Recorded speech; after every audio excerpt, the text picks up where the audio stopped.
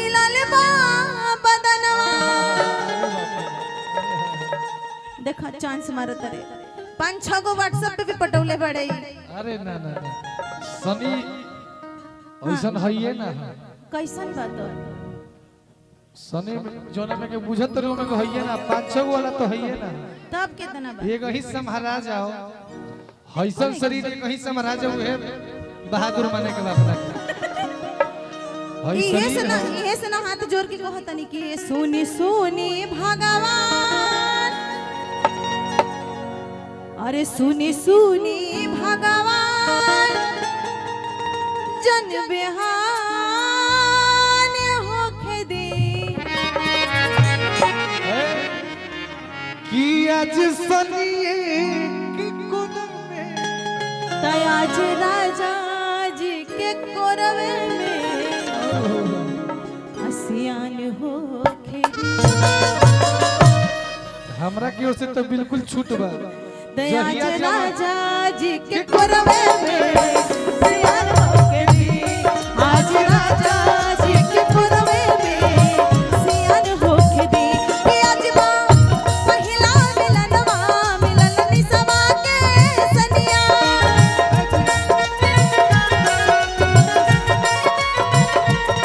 मिलन आगे आगे गुलाब जस खिलल बा बदनवा।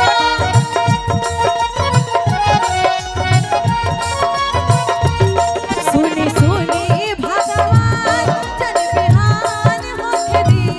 सुनी सुनी भगवान जन बिहान होखे दी।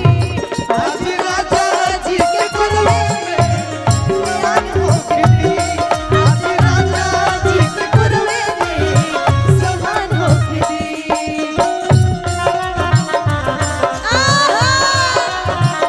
किसैया छोड़ ना कलाई प्रभु भाई लागता।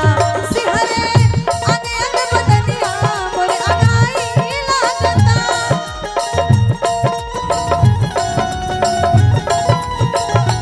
राजा छोड़ ना कलाई आज लागता राजा दिया ना बुझाई हमरा लाज लागता। आज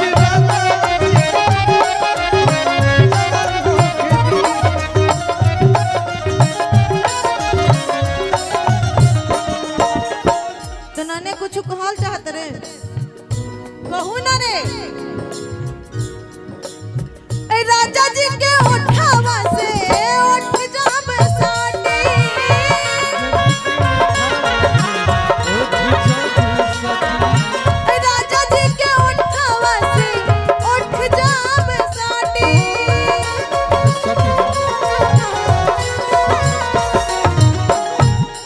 यूट्यूबर वाले भैया जी सनी जी इतना लजा कह रहे हैं। अरे हम तो कहत हमें कि होठवा पे होठवा सट जब लजात कहां बा का भैया। अच्छा हां इनकी तो मौका मिलल बा। खाली झूठो के हमरा के भरमावत नहीं। मतलब घरे में कुछ नहीं करे के बा आ समाज में रंगदारी दिखावे बदे करे के बा। जौन लड़का समाज में इतना खुलेआम कहते घर में कौना तरीका से रहत होई। ए राजा जी के उठावा से उठ जाब साटी।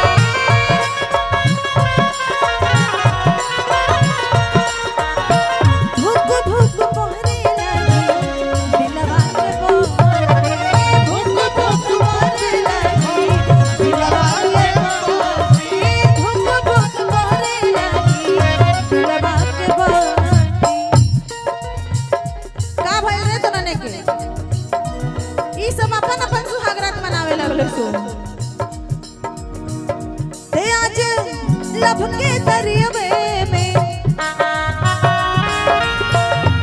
आज लब के दरियावे में निहान होके दी। आज लब के दरियावे में निहान होके दी। आज राजा जी के कोरवे में निहान होके दी। आज राजा जी के कोरवे में निहान होके दी। ले आइला वही छोटी बखना राजा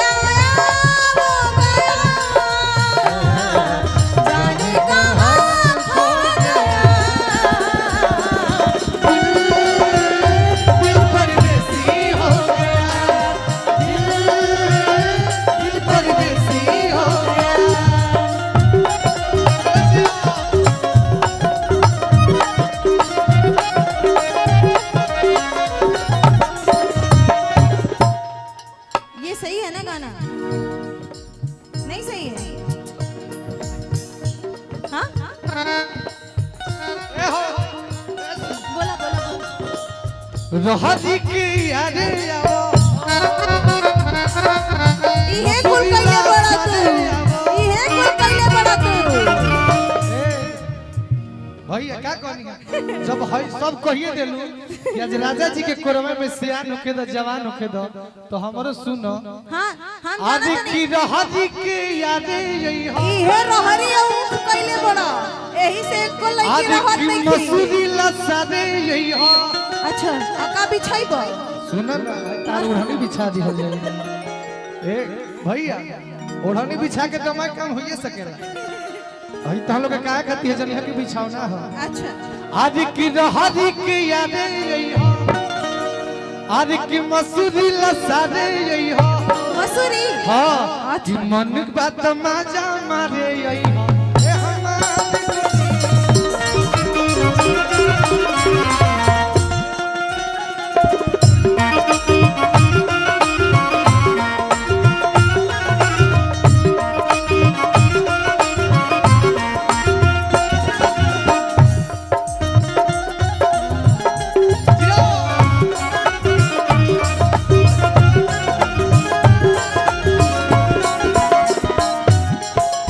रोवा गन गनाई ऐसे लागे जाबे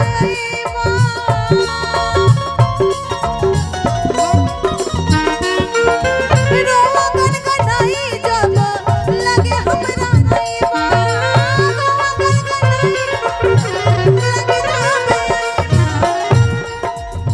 ललन भोजपुरिया चुड़ैबो ललन भोजपुरिया जियारा चुड़ई